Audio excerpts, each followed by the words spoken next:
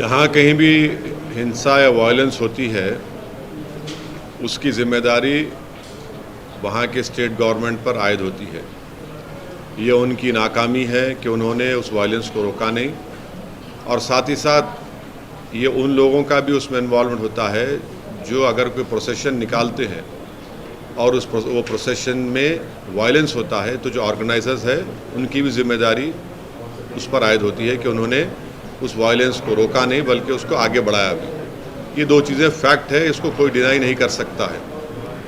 और तीसरी बात यह है कि जो कुछ बिहार में हुआ है, बिहार शरीफ में, जहाँ पर एक 100 साला मदरसे अजीज़िया को जला दिया गया, एक मस्जिद के मीनार को डैमेज किया गया और वहाँ पर एक टारगेटेड मुस्लिम माइनॉरिटी के दुकानों को निशाना बनाया गया, इससे साफ जाहिर है कि इसमें बहुत बड़ी प्लानिंग हुई है।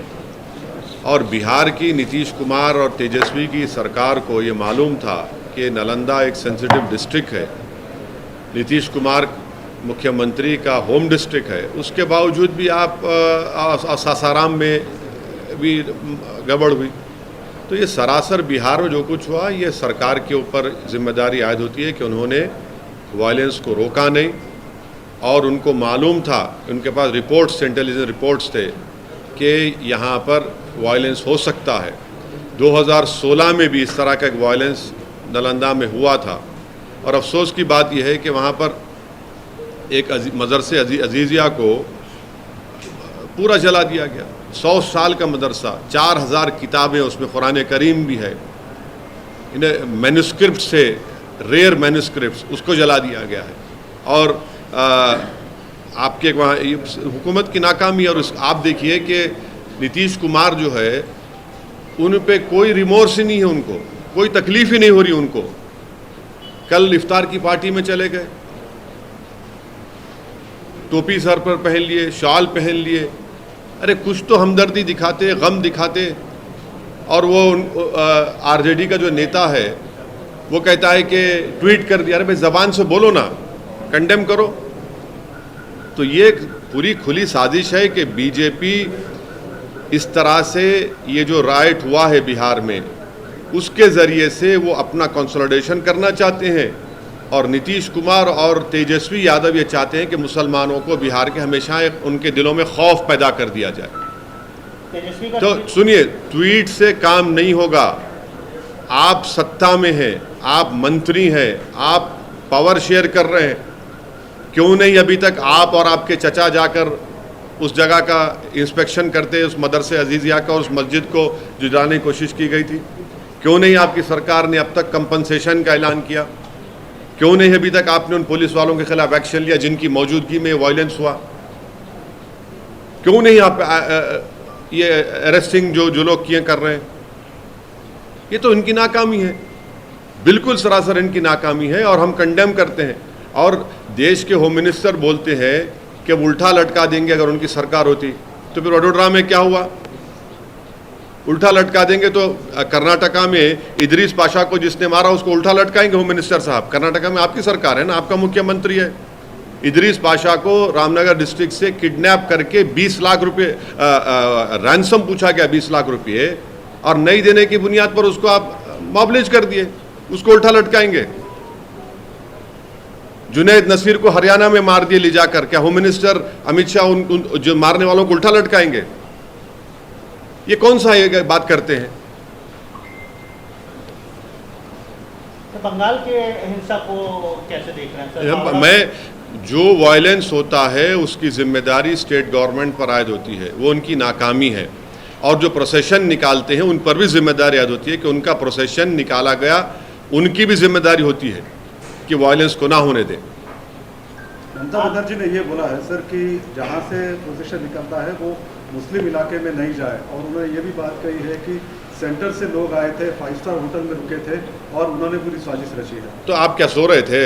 होटल में रेड मारना था, आप उनको उठाना था होटल से उनको। और अगर जुलूस का परमिशन जो एक रूट दिया गया था, अगर रूट से अगर कोई डाइवर्ट कर रहा है तो आप उनको रोक देते वहाँ पर।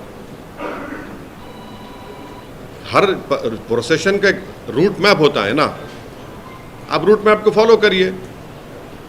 तेलंगाना में भी हेट स्पीच का मामला सामने आया सर, रामनवमी के दिन केस तो दर्ज हुआ है लेकिन कोई पुख्ता कार्रवाई नहीं हम सुनिए में भी हुआ है सर। हम तेलंगाना सरकार से इस बात का डिमांड करते हैं कि जिस शख्स ने वाहियात बातें की हैं उसका बेल का कंडीशन यही था कि वो दोबारा इस तरह की बकवास और हेट स्पीच नहीं देगा।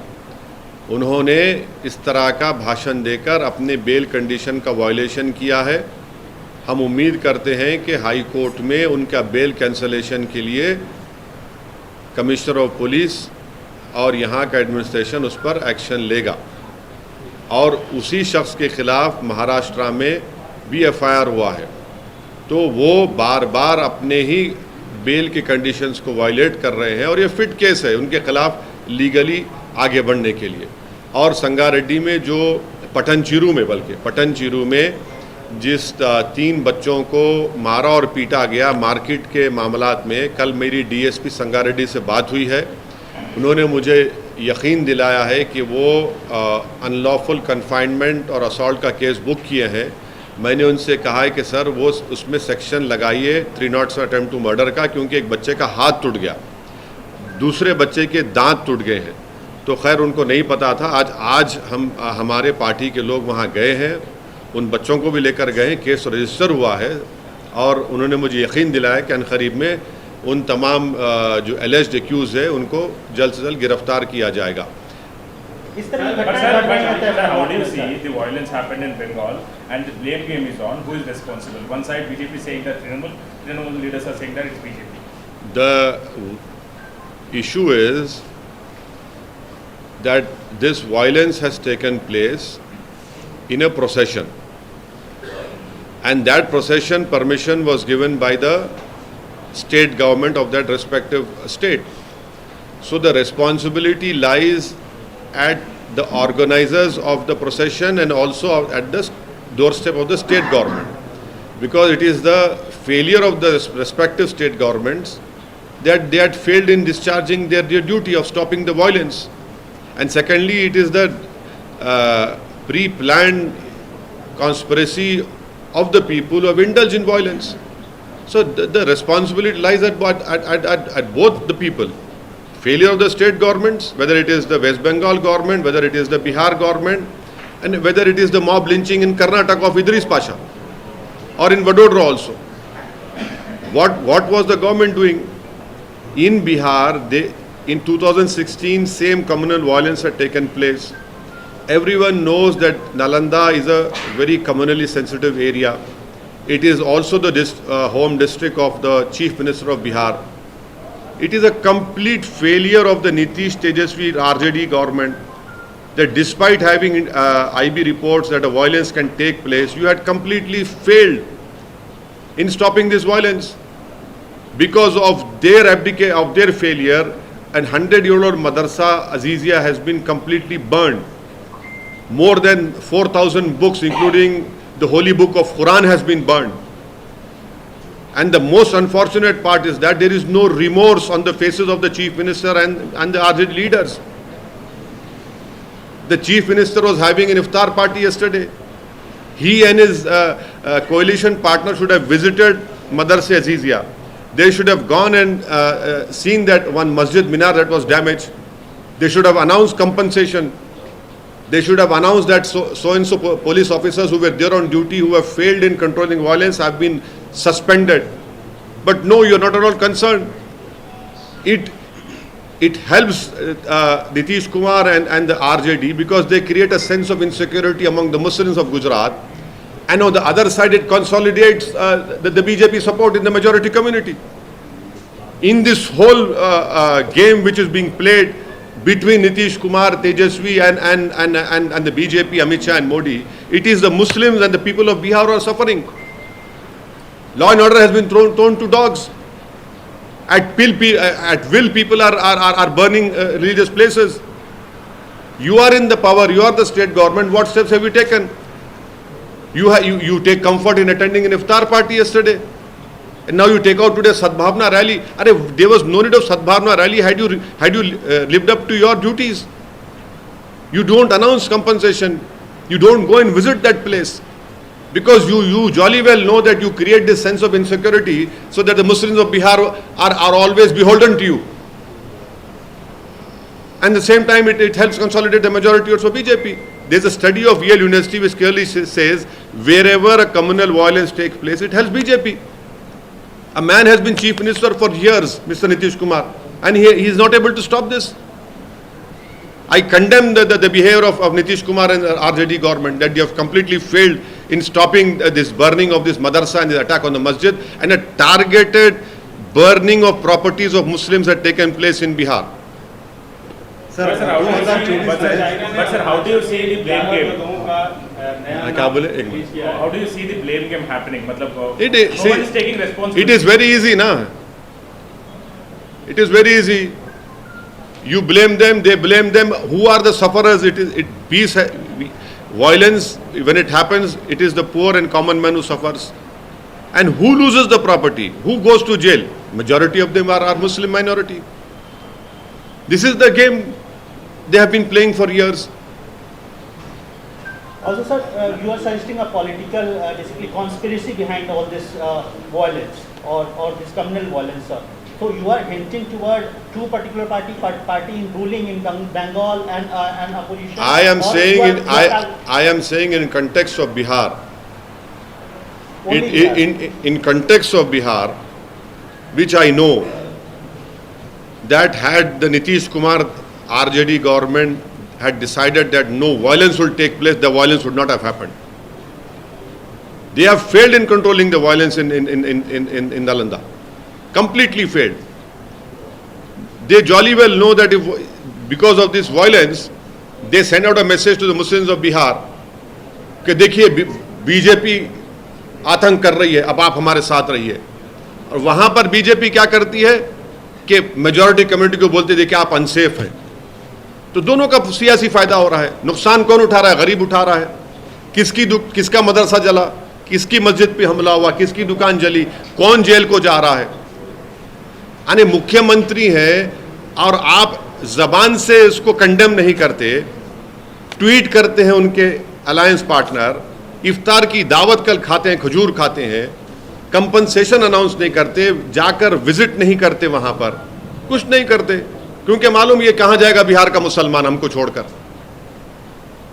आप जाके मिलेंगे? बिल्कुल. देखिए, जिस दिन मैं सत्ता में आऊंगा वो सवाल करिए मेरे से आप. मैं सत्ता में नहीं हूं. सत्ता में जो लोग हैं उन्होंने संविधान पर कसम खाई है और देश के होम मिनिस्टर बोलते हैं कि उल्टा लटका देंगे, उनकी सरकार आएगी. अरे उल्टा लटकाइए ना बिल्किस बानो के कातिलों को, रेप करने वालों को उल्टा लटकाइए. इद्रिस पाशा के जो मॉब लिंचिंग हुआ रामनगर डिस्ट्रिक्ट कर्नाटका में, किडनैप करके मार दिया गया उसको. जुनैद नसीर के मारने वालों को उल्टा लटकाइए. अमित शाह साहब क्यों नहीं लटकाते आप एक तरफा क्यों बात करते हैं? आप तो भारत के होम मिनिस्टर है ना. जब आप उल्टा लटकाने की बात कर रहे हैं तो ठीक है, संविधान में उल्टा लटक जाएगा जब, तो सबको लटकाइए उल्टा आप. बोलिए. हाँ बोलिए. सर, चाइना ने अरुणाचल प्रदेश के 11 जगहों का नया नाम रिलीज किया, रिनेम कर दिया. अब सुनिए, तफसीली सवाल सुनिए. तफसीली जवाब ये है कि यहां पर मोदी सरकार एनसीईआरटी से मुगलों की तारीख को मिटा रही है, पास को. और चाइना जो है, जिसका मोदी जी G20 इंडोनेशिया में चेयर से, कुर्सी से उठकर पलटकर जाकर हाथ मिलाए थे, एनसीईआरटी में मुगलों की तारीख को मिटाया जा रहा है. और चीन हमारी प्रेजेंट को मिटा रहा है, प्रेजेंट को मिटा रहा है, हमारे नामों को. ये इसमें खुश है और चीन प्रेजेंट नामों को मिटा रहा है. तीसरी मर्तबा हो चुका है. क्यों हो रहा है? क्योंकि चीन जानता है कि देश के प्रधानमंत्री मोदी जी चीन का नाम नहीं लेंगे. दूसरा, ये सरकार फैक्ट्स नहीं बोलती. तीसरा, इनका रिस्पांस वीक है. इसीलिए इन तीन चीजों की वजह से चीन हमारे प्रेजेंट को मिटा रहा है और मोदी जी की सरकार मुगलों की तारीख को मिटा रही है. अब हम इस पर यह बोलना चाह रहे हैं कि 1653 में ताजमहल को शायद मोदी जी ने बनाया था. हाँ, 1648 में लाल किले को शायद नाथुराम गोडसे ने बनाया था। और 1857 की जो बेचारा जो बादशाह जो बर्मा जाकर मर गया, शायद वो सावरकर थे। और जो 1690 में जो पूरे विश्व का 24% जीडीपी था, शायद एम्परर मोदी जी थे, इसलिए 24% जीडीपी हो गया। यही प्रॉब्लम है, आप पास्ट को मिटा रहे हैं और चीन प्रेजेंट को मिटा रहा है। ये प्रॉब्लम है भारत में। चीन के ऊपर देश के प्रधानमंत्री एक शब्द नहीं बोलते, फैक्ट्स को छुपाया जाता है और वीक रिस्पॉन्स है। 3 चीजों की वजह से चीनी हरकत कर रहा है।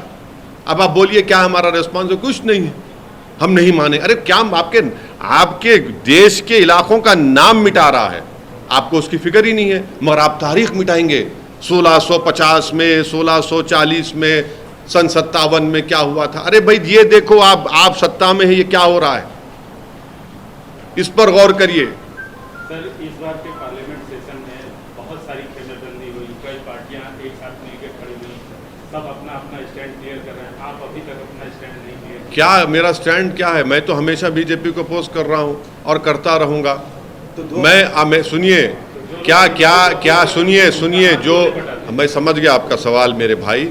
यूएपीए का जब कानून जुलाई अगस्त 2019 में अमित शाह होम मिनिस्टर लेकर आए थे, तो क्या कांग्रेस ने सपोर्ट नहीं किया था? और असदुद्दीन ओवैसी ने अपोज किया। हम तो हर कानून अपोज करते हैं, हम तो क्लियर कट हैं, बीजेपी के खिलाफ थे, हैं और रहेंगे आइडियोलॉजी की बुनियाद पर। हम तो कह रहे हैं कि 2 समंदर के किनारे एक हो ही नहीं सकते कभी। तो क्या 2024 में, जैसा कि तमिलनाडु के मुख्यमंत्री बोल रहे हैं कि अलग अलग चेहरे होने से नुकसान हो सकता है, तो एक ही चेहरा अपोजिशन का होना चाहिए, मोदी और बीजेपी को लेने? क्या उन्होंने ऐसा कहा है क्या? हाँ, उन्होंने कहा कि सब विपक्षी पार्टियों को एक साथ एक मिलकर आना चाहिए और एक ही चेहरा होना चाहिए, ताकि मोदी को, प्रधानमंत्री को। एक चेहरा कौन है वो? केसीआर साहब सर। हाँ, इन्हें एक चेहरा उन्हें बोले क्या उन्होंने? एक चेहरा कौन है? सभी लोग कोशिश कर रहे हैं। कौन? केसीआर साहब। नहीं, एक चेहरा उन्होंने बोले क्या? एक चेहरा कौन है? हम क्या बोल रहे हैं? भारत में अगर 24 में नरेंद्र मोदी को हराना है, बीजेपी को नहीं, नरेंद्र मोदी को दोबारा सत्ता से आने से रोकना है। बीजेपी अब नहीं रहे, खाली नरेंद्र मोदी पार्टी हो गई वो। नरेंद्र मोदी को रोकना है तो 540 पर 540 चेहरे मिलकर मोदी को हराना चाहिए। मैं शुरू से कह रहा हूं ये स्ट्रेटेजी कामयाब हो सकती है। अगर आप ये चेहरों को लेकर जाएंगे तो फिर बीजेपी को फायदा हो जाएगा। 540 में बहुत सारे तो वही लोग के हैं ना सर। नहीं, आगे जब मतलब आप ये कह रहे हैं कि सिर्फ 540 में जो अब हैदराबाद का इलेक्शन होगा, सिकंदराबाद का इलेक्शन होगा, वरंगल का होगा, आदिलाबाद का होगा, निजामाबाद का होगा, निजामाबाद वर्सेस मोदी। सुनिए, हाँ, अभी देख लो क्या होता है। देखो अभी देख लो, महबूब नगर वर्सेस मोदी, किशनगंज वर्सेस मोदी। हाँ, ये होना चाहिए। अगर आप ऐसे चेहरों को लाएंगे तो फायदा नहीं होने वाला है। खैर वो लोग बड़े लोग हैं भाई, हम क्या बोल सकते हैं। हम तो ट्विंकल ट्विंकल लिटिल स्टार हैं। उनको उनके ख्वाब हैं, उनके जो भी ख्वाहिशात हैं, वो शायद वो देख के। आप यूनाइटेड अपोजिशन के पक्ष में हैं। आप जुड़ेंगे उनसे? अरे हम ही तो मुकाबला कर रहे हैं बीजेपी से। नहीं, वो कह रहे हैं। सुनिए मैडम, नुकसान जुनैद नसीर को हो रहा, नुकसान अखलाक पीलू को हो रहा, नुकसान इदरीस पाशा को हो रहा, मदरसे अजीज़िया जला दिया जाता है, नालंदा में मंसूर की मस्जिद पर हमला होता है, गालियां हमको दी जाती हैं, हर भाषण में गालियां हमको दी जाती हैं, यानी गंदी गंदी वाहियात बातें की जाती हैं। मेंबरशिप अब्दुल्ला आजम की चले जाती है, मेंबरशिप फैसल की चले जाती है। कितने मिसालें आपको दूं? विक्टिम तो हम है ना, आप तो विक्टर हैं, विक्टिम तो हम है। सर, आपका कहना है कि यूनाइटेड अपोजिशन हो लेकिन कोई चेहरा ना हो, ये आप कहना चाहते हैं? ये मेरा मानना ये है कि भारत के जो लोकसभा के चुनाव होंगे, हर लोकसभा सीट पर बीजेपी से मुकाबला करने की ज़रूरत है, और वैसा होगा तो तभी तो कुछ होगा। तो क्या आप उनके साथ मिलेंगे सर, ये सवाल है। उनसे पूछिए मेरे से मिलना चाहते क्या। सर, तेलंगाना स्टेट के यूथ के लिए आप काफ़ी काम करते हैं। तेलंगाना स्टेट के यूथ के लिए, खासतौर से हैदराबाद के यूथ के लिए आप काम करते हैं, तमाम एजुकेशन इंस्टीट्यूट चलाते हैं। यहाँ के यूथ को लगातार कई परेशानियां सामना करना पड़ रहा है। TSPSC का इशू आया, पेपर लीक इशू, कल विकाराबाद में SSC का पेपर लीक हुआ, आज फिर वारंगल और तमाम जगहों से पेपर लीक का इशू आ रहा है। आप यहाँ की हुकूमत से क्या मांग करते हैं? नहीं, अब तो जो कल जो लीक हुआ उस पर तो बोल रहे कि उसका इतना उसका कोई इम्पैक्ट नहीं होगा। ये आज का मेरे को नहीं मालूम, मगर पेपर लीक आज का वारंगल में हुआ, कंप्लेंट भी DO ने कंप्लेंट लॉन्च किया लेकिन पुलिस वो से। पेपर जैसे शुरू हुआ उसके बाद लीक हुआ। अच्छा। लीक हुआ लीक सर। नहीं, मतलब नहीं, लीक हुआ। नहीं, तो एग्ज़ाम शुरू होने के बाद लीक हो होने के बाद गया। हुआ। एग्ज़ाम शुरू है लीक, ठीक है, सरकार जांच करे, कौन कर रहा है उसके खिलाफ एक्शन ले। और जो पब्लिक सर्विस कमीशन का जो लीक हुआ है वो बड़ी अफसोसनाक बात है। कई नौजवान तकलीफ़ में है। हम उम्मीद करते हैं कि जो SIT बनाई गई है वो उन लोगों को सख्त से सख्त सज़ा दिलाएगी। और सरकार फ़ौरन जो ऐलान किया है, उन्होंने अनाउंसमेंट किया है कि उसका अलग पेपर किया जाएगा। यकीनन तकलीफ़ दे बात तो है, उन बच्चों के लिए तो बड़ी तकलीफ़ दे बात होगी जो बड़ी मेहनत और जुस्तजू के साथ किए हैं। मगर हम उम्मीद करते हैं कि जल्द से जल्द एग्ज़ाम हो, और इंशाल्लाह हमको यकीन है कि वो एग्ज़ाम होने के बाद जितने भी पोस्ट नोटिफाई हुए हैं वो 2018 से पहले वो नौजवानों को नौकरी मिलेगी। ये हमको यकीन है। सर, डिस्क्वालिफिकेशन की बात आपने की है, कुछ ही देर पहले डिस्क्वालिफिकेशन की बात की है। क्या डिस्क्वालिफिकेशन? डिस्क्वालिफिकेशन, हाँ। अलग अलग लोगों के डिस्क्वालिफिकेशन। राहुल गांधी का डिस्क्वालिफिकेशन जो चल रहा है, हाँ। कल भी आपने देखा कई सारे लोग उनके वहाँ पर हाँ, जाना चाहिए, उनकी पार्टी का मामला है, मैं क्या करूँ। तमाम अलग दीगर पार्टियों के लोग अपनी जो सियासी अदावत है बुलाकर राहुल गांधी के साथ खड़े रहे। आपका क्या स्टैंड है? अरे मैं तो देखिए, मैं उम्रा करने के लिए गया था।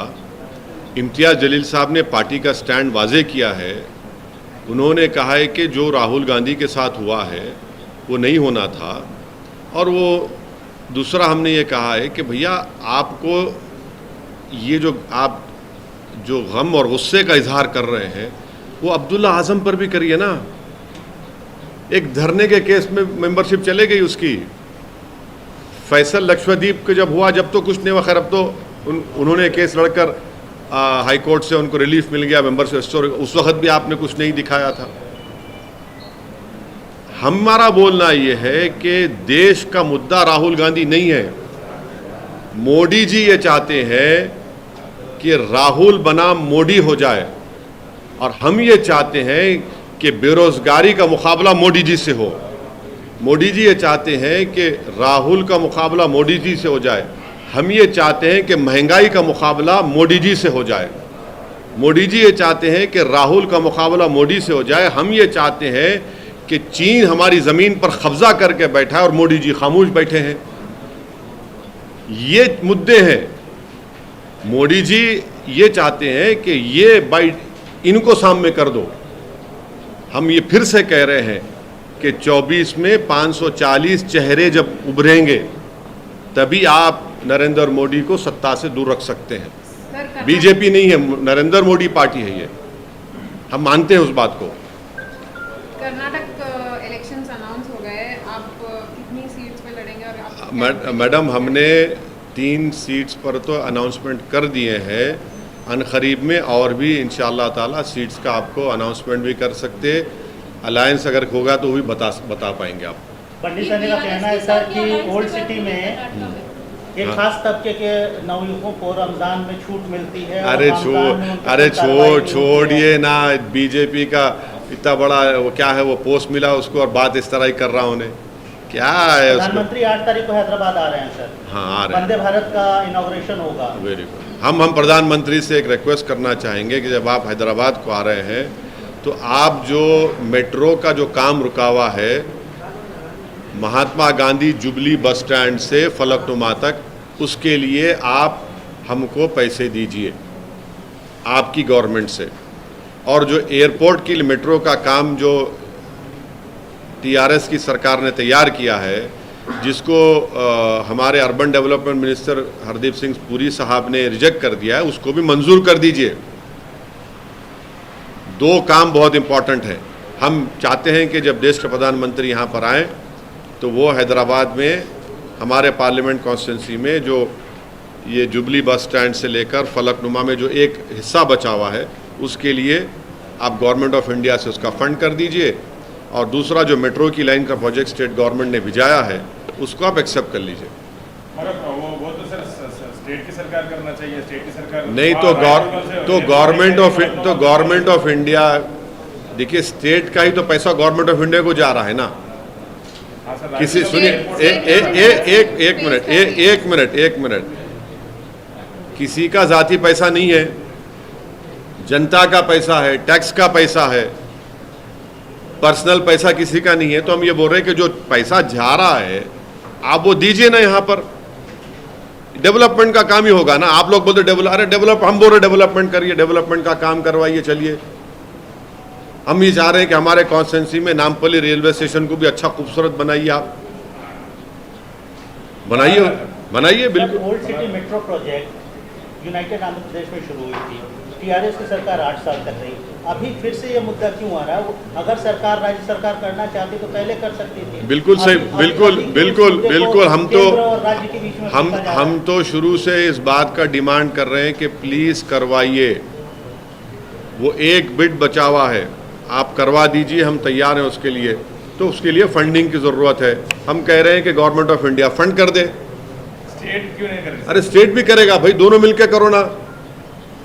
आप तो मेरे को बदनाम करते कि खाली ओवैसी खड़े होकर भाषण देता। अरे हम तो डेवलपमेंट की बात कर रहे हैं आपसे, करा दो ना भाई, आप कराइए डेवलपमेंट का काम, आप एक्सेप्ट करिए। कर्नाटक में चुनाव के लिए क्योंकि आप भी उतर रहे, तो क्या बीआरएस के साथ आप जा सकते हैं? किसके साथ? बीआरएस के साथ। बीआरएस क्योंकि वो भी कह रही है कि आएगी। देखिए हमारा मानना ये है कि के चंद्रशेखर राव बड़े श्रूड, सैगेशियस एक स्टेट्समैन है, और उन्होंने तेलंगाना में जो कुछ काम किया है वो काबिल तारीफ़ है। यकीनन मेट्रो के काम नहीं आए, ओल्ड सिटी में होना चाहिए, बहुत से काम नहीं हुए, होना चाहिए, मगर जो बिजली का इंतज़ाम उन्होंने किया, जो पीने के पानी का इंतज़ाम उन्होंने किया, जो इरिगेशन का इंतज़ाम उन्होंने किया, जो उनकी सरकार ने दलित, ओबीसी और माइनॉरिटी बच्चों के लिए रेजिडेंशियल स्कूल्स खोले, वो पूरे देश में कहीं पर नहीं है। तो ये काम उनका हुआ, उसको एक्सेप्ट करना पड़ेगा। हमारा उनसे इख्तलाफ था, रहेगा, हम उनको अपोज करते थे, करेंगे, मगर जहाँ पर काम हुआ तो वही बोलना पड़ेगा काम हुआ है। सर अपोज करने की बात है, यहाँ पर स्टेट में यूनाइटेड ऑपोजिशन की बात चल रही है सर। कौन? शर्मिला ने पुश किया है। कौन? वाईएस शर्मिला ने पुश किया है सर इस चीज़ को। कांग्रेस बीजेपी से बातचीत हुई, आपने कुछ कहा है? मेरे से कोई बातचीत नहीं हुई और मैं इनसे नहीं बात करूँगा। मैं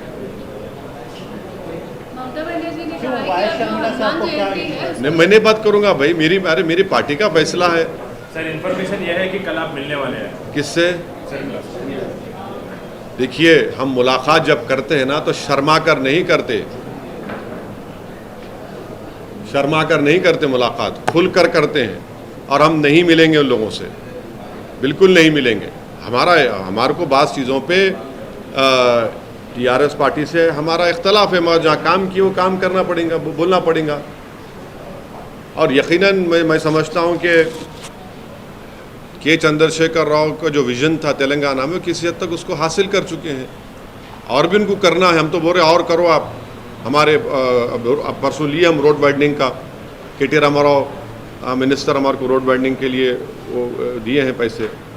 डेवलपमेंट हमारा वो IS सदन का स्टील ब्रिज का काम रुका हुआ है, उसको हम बोले जल्दी कराइए आप। और आप देख रहे होंगे ये जू से लेके ब्रिज बन रहा है लंबा, लॉन्गेस्ट, वो भी वो का मिरालम टैंक की खूबसूरती का, उस पर ब्रिज का मसला है। ये सब हम दौरा होना है सर आपका? हाँ, राजस्थान होगा। राजस्थान में हमने एक स्टडी करवाई है राजस्थान के मुसलमानों की बैकवर्डनेस के ऊपर, socially, educationally, poverty, health, unemployment, ये सब कराए। उसकी रिपोर्ट का हम अप्रैल के 2nd हफ्ते में जयपुर जाकर एक्सपर्ट्स को बिठाकर वो रिपोर्ट हम लोग रिलीज़ करेंगे और बताएंगे कि कैसा राजस्थान के मुसलमानों को ठगा गया है, चाहे वो भाजपा की सरकार हो या कांग्रेस की हो, वो रिपोर्ट रिलीज राजस्थान कर। में पार्टी की क्या तैयारियां हैं सर? कैसे चल रही है। पार्टी कैसे नहीं, चुनाव में कितने सीटों पे आप देखिए हमारी तैयारी चल रही है, हमको कामयाबी मिल रही है। हम जब बोले जनवरी में कि राजस्थान में बजट सिर्फ 99 करोड़ है, अशोक गहलोत ने उसको बढ़ा दिया, 299 करोड़ कर दिया। और फिर उसके बाद हम जुनैद और नसीर के घर पर जाकर मिले, मुख्यमंत्री को हमने कहा क्यों नहीं जाएंगे, उनको जाना पड़ा। हम हिसार गए, अब मुख्यमंत्री वहाँ पर जा रहे हैं। तो हमारा काम चल रहा है, अच्छा काम चल रहा है। हमारी टीम जमील खान साहब और पूरे हमारे कोर कमेटी के मेंबर्स बड़ी मेहनत कर रहे हैं और हम भी जा रहे हैं। मध्य प्रदेश में भी जाएगी पार्टी सर? मध्य प्रदेश में अभी हमारे को संगठन को और मजबूत करना है। अभी हम अनकरीब में हमारे उस संगठन के पोस्ट होल्डर्स का अनाउंस करेंगे, उसके बाद देखेंगे। सेंसस की बात आ रही है, उस पर वापस आ रहा है कि स्टालिन ने भी कहा कि सेंसस के ऊपर काम होना चाहिए, उसके बारे में आना चाहिए, कास्ट सेंसस जो है उसको लेकर। हाँ, कहाँ करवा दीजिए ना, जब आपके स्टेट में जहाँ जहाँ आप लोग स्टेट में पावर में वहाँ करवा दीजिए। और जब सेंसस की रिपोर्ट आएगी तो जिस कास्ट को बढ़ के हिस्सा मिला, जो पॉपुलेशन में कम है और जो पॉपुलेशन में ज़्यादा है जिनको हिस्सा नहीं मिला, उसका देंगे हिसाब। हम तो बोल रहे मुसलमानों का भी कराइए सेंसस, आप कास्ट सेंसस में मुसलमानों को उसे मुस्तस्ना मत रखिए। आप मुसलमानों में भी कास्ट है, कौन कह रहे नहीं है, बिल्कुल कास्ट है, रियलिटी है कास्ट। ममता बनर्जी जो है अब वो कह रही है कि हनुमान जयंती को लेकर जो है बहुत ज़्यादा सचेत और सतर्क रहना पड़ेगा। देखिए, लॉ एंड ऑर्डर और पीस मेंटेन करने के लिए ममता बनर्जी को पूरी कोशिश करनी चाहिए। हम भी जनता से अपील करेंगे बंगाल की कि क्यों आप वायलेंस की इजाज़त दे रहे, पीस को बरकरार रखिए, पॉलिटिकल फाइट लड़िए अपना। सर औरंगाबाद में भी हिंसा हुई सर, आपके जलील साहब के। हाँ, इम्तियाज़ जलील साहब को आप लोग क्रेडिट नहीं दे रहे, आप लोग तो क्रेडिट दे ही नहीं रहे इम्तियाज़ जलील को। क्यों सर, हिंसा के लिए? हाँ, हिंसा के लिए दे दो कम से कम। चलो, अगर वो मंदिर में जाकर नहीं बैठती इम्तियाज़ जलील तो क्या होता था वहाँ पर? 3 घंटे इम्तियाज़ जलील बैठे रहे मंदिर के, पूरे क्राउड को भगाए वहाँ से। खुद पुलिस के लोग अपने व्हाट्सएप ग्रुप में बोल रहे हैं बात को कि इम्तियाज़ जलील अगर नहीं होते तो वहाँ पर हिंसा हो जाती, वहाँ पर बहुत बड़ी गड़बड़ होती। आप लोग सिर्फ नेगेटिव स्टोरीज़ को और सेंसेशनलाइज करने की स्टोरीज कैरी करते। इम्तियाज़ जलील पे करिए ना आप लोग। मेरे ख्याल से खाली एक हमारे इंडिया टीवी ने इम्तियाज़ जलील को बुलाकर उनको सराहा, उनकी मेहनत को। इंडिया टीवी बुलाए, वेरी गुड, शुक्रिया आपका। आपके ही बहादुरी के उन जर्नलिस्ट थे, उन 25-20 साल के। और फिर वहाँ पे अरेस्टिंग हो रही, वो अरेस्टिंग को, गलत लोगों की अरेस्टिंग नहीं होना, और उस जिन गलत बच्चों का अरेस्टिंग किया जा रहा है वहाँ पर हमारी मुकामी यूनिट ने वहाँ पर लीगल एड फराहम करने की कोशिश कर रहे हैं। मगर ये क्या हो रहा है, क्यों हो रहा है? इतने स्पीचेस हुए वहाँ पर, 50 लव जिहाद के ऊपर, सोकॉल लव जिहाद पर भाषणें हुई, रोकते नहीं है सब महाराष्ट्र की सरकार। और वहाँ के मुख्यमंत्री उनको अरेस्ट कराते हैं जो उनको पर्सनली कोई उनके घर में ब्लैकमेल कर रहा था। अरे भाई, ये लोग जो हेट स्पीच दे रहे हैं, जिनके आपके मंत्री बैठे हुए हैं उसमें, उन तमाम सभाओं में, डिज़ाइनर को आप कहते हैं वो डिज़ाइनर नहीं है, मगर ये तो आपके डिज़ाइनर है ना। ये जो लव जिहाद पे जो 50 मीटिंग कराई जिसमें 71 गालियां दी गई मुसलमानों को, इस्लाम को, क्या क्या नहीं बोला गया, वे आपको अरेस्ट ही नहीं करते। अरेस्ट करिए ना, जैसा आपने उसको अरेस्ट करा और डिज़ाइनर को, इसको भी कराइए। ये असल डिज़ाइनर आपके हैं, ये हैंडमेडन है आपके ये लोग। सर एक और उत्सव आ रहा है सर, हनुमान जयंती, जिसमें रैली निकाली जाती है। देखिए,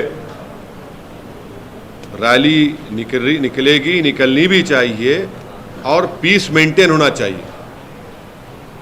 हम अपील करते हैं कि प्लीज़ अमन को बरकरार रखिए। अगर वायलेंस होगा तो गरीब का नुकसान होगा, वो अपने रोज़गार से महरूम हो जाएगा, नफ़रतें बढ़ेंगी। आप अपनी सियासी रोटी तो सेक सकते हैं, मगर इस नुकसान की पाँचपाई कौन करेगा? और सरकारों की जिम्मेदारी ये है कि वो जब परमिशन देते हैं तो वो पीस को इंश्योर करें। जो प्रोसेशन निकालते हैं उनकी जिम्मेदारी है कि वो पीस को इंश्योर करें।